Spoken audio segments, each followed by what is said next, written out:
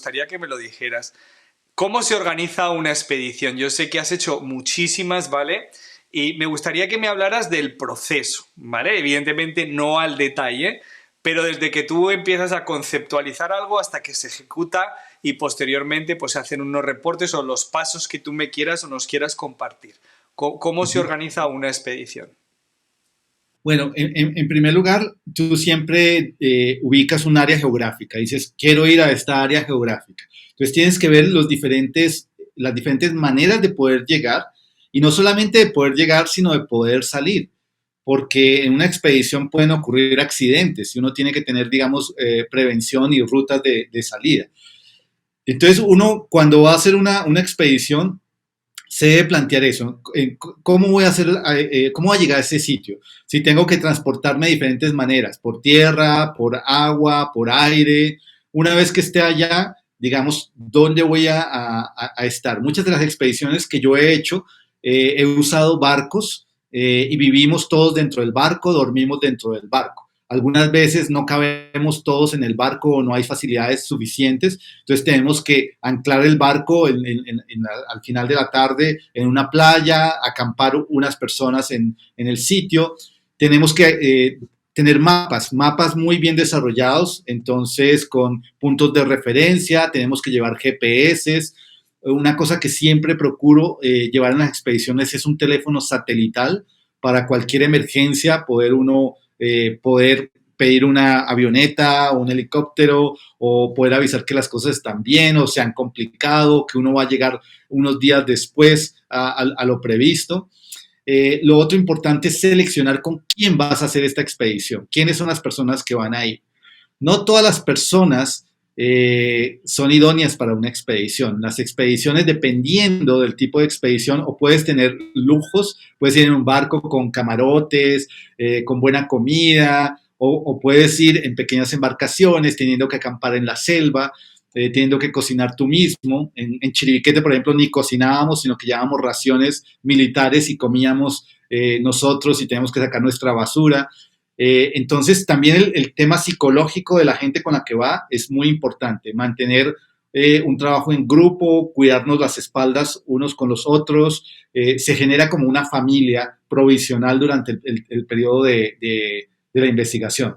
Hay que llevar tecnología, hay que mirar si tienes una planta eléctrica y si no, entonces tienes que llevar muchas baterías para las linternas, para las cámaras, para los equipos. Luego, cómo desechas esas baterías, la información que vas colectando. Entonces, esa información es lo más valioso de una expedición y la mayoría de la gente no sabe eso. Las personas piensan que una expedición es un paseo, pero una expedición es un desplazamiento de científicos para colectar información. Y si esa información no es guardada de manera segura, si por ejemplo tienes un montón de formatos y se te mojan o se te caen en el río, pues pierdes todo el dinero de la expedición. Das un ordenador y te lo roban, pierdes toda la expedición. O sea, todo al final es los resultados científicos. Luego, una vez que terminas la expedición, pues tienes que generar los informes, los reportes, tienes que mandar carga de un sitio y devolverla a donde estaba. Por ejemplo, nosotros llevamos a veces redes de pesca, llevamos chalecos salvavidas, entonces son grandes cantidades de equipos que tienen que volver otra vez a su sitio. Hay que recibir los equipos, limpiarlos, hacerles mantenimiento, mandarlos a reparación, etcétera.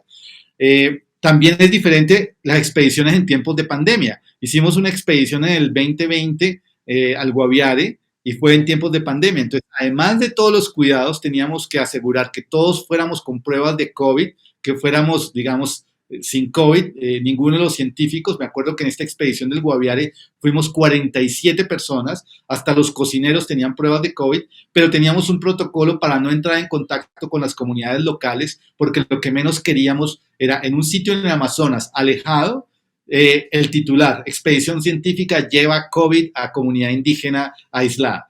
Entonces, son un montón de Claro. consideraciones que hay que tener. Si vas a la Antártida, como tú has hecho también, el tema de qué tipo de vestimenta debes llevar para protegerte del frío. Lo mismo en la selva, mosquiteros, repelentes, bloqueadores solares, un montón de consideraciones. Ya para nosotros se vuelve rutinario, pero si uno va a hacer una expedición por primera vez, es interesante preguntarse todo.